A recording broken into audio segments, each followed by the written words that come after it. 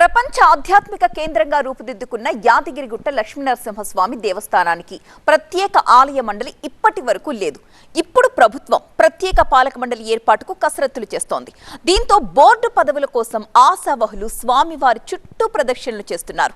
ధర్మకర్తల మండలిలో పదవుల కోసం ముమ్మరంగా ప్రయత్నాలు చేస్తున్న కొంతమంది అధికార పార్టీ నేతలకు షాక్ తగిలిందట.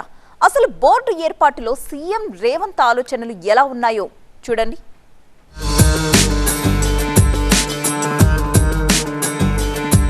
గత ప్రభుత్వం 1250 కోట్ల రూపాయలతో యాదాద్రి ప్రధాన ఆలయాన్ని పునర్నిర్మించింది.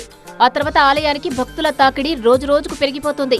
నిజానికి నిజాం కాలం నుంచి యాదగిరిగుట్ట దేవస్థానంలో ధర్మకర్తల నియామకం ప్రారంభమైంది. 1966లో వచ్చిన దేవాదాయ చట్టం ప్రకారం ఆలయానికి వంశపారంపర్య ధర్మకర్త పాలక మండలి చైర్మన్ గా ఉంటారు.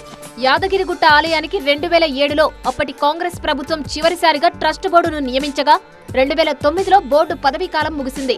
ఆ తర్వాత 17 ఏళ్లుగా పాలక మండలి లేకుండానే ఆలయంలో అనువంశిక ధర్మకర్త ఆధ్వర్యంలో పాలన వ్యవహారాలు కొనసాగుతున్నాయి.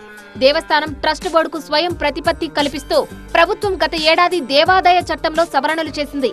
అప్పటి నుంచి బోర్డు సీటు కోసం రాజకీయ నాయకుల నుంచి ఒత్తిళ్లు రావడంతో నియామకాన్ని ప్రభుత్వం వాయిదా వేసుకుంటూ వస్తోంది.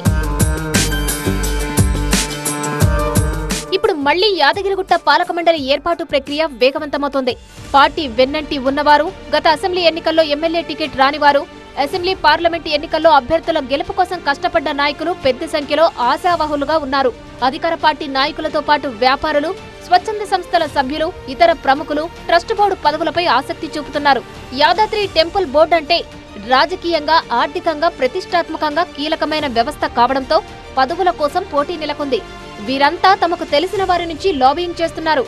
ఆశావహులు, మంత్రులు, ఎమ్మెల్యేలు, ఎంపీలు రాష్ట్ర స్థాయి నేతల ఇళ్ల చుట్టూ తిరుగుతున్నారు. తమకు బోర్డు పదవిని ప్రసాదించాలంటూ నేతలతో పాటు యాదగిరిగుట్ట నరసింహస్వామి చుట్టూ ప్రదక్షిణలు చేస్తున్నారట.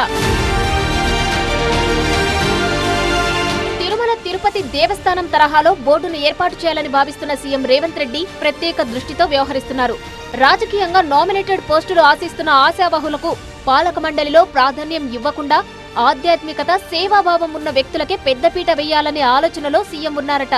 ముఖ్యంగా చైర్మన్ పదవిని రాజకీయేతర, ఆధ్యాత్మిక నేపథ్యం కలిగిన వ్యక్తికి ఇవ్వాలన్న అభిప్రాయంతో సీఎం రేవంత్ ఉన్నారని టాక్. పాలక మండలి సభ్యులను సైతం రాజకీయాలకు అతీతంగా ఉన్న వ్యక్తులని నియమించాలని ప్రభుత్వం ఆలోచిస్తోంది. ఇందుకోసం ఉన్నత స్థాయిలో సలహాదారులు, అధికారులతో సీఎం రేవంత్ సమాలోచనలు చేస్తున్నారు. అవసరమైతే ఆలయ అభివృద్ధికి సొంత నిధులు, దాతలను సమకూర్చగలిగే ప్రముఖులను ట్రస్ట్ బోర్డు నియామకంలో పరిగణలోనికి తీసుకోవాలని సీఎం సూచించినట్లు తెలుస్తోంది. ఈ క్రమంలోనే ప్రభుత్వ ప్రధాన సలహాదారులు పలువురు ప్రముఖుల పేర్లను పరిగణలోనికి తీసుకుని సమాలోచనలు చేస్తున్నారు. అయితే రాజకీయాలకు అతీతంగా బోర్డు ఏర్పాటు చేయాలని సీఎం రేవంత్ ఆలోచన చేస్తుండటంతో ఆశావహులకు షాక్ తగులుతోంది. టెంపుల్ చైర్మన్, డైరెక్టర్లు పదవి ఆశిస్తున్న అధికార పార్టీ నేతల ఆశలపై నీళ్లు చల్లినట్టే కనిపిస్తోంది. ఇప్పటికే కొందరు నేతలు తమకు పదవులు ఖాయమనే అంచనాల్లో ఉండగా సీఎం నిర్ణయంతో వారి ఆశలపై నీళ్లు చల్లినట్లయింది. ఈ నెలాఖరున సీఎం యాదగిరిగుట్ట పర్యటన ఉందని, దీనిలో భాగంగా పాలక మండలిపైన కీలక నిర్ణయం వెలువడే అవకాశం ఉందని పార్టీలో టాక్. అయితే లక్ష్మీ నరసింహుడు ఆశావాహుల మొరను ఏ మేరకు ఆలకిస్తాడో చూడాలి.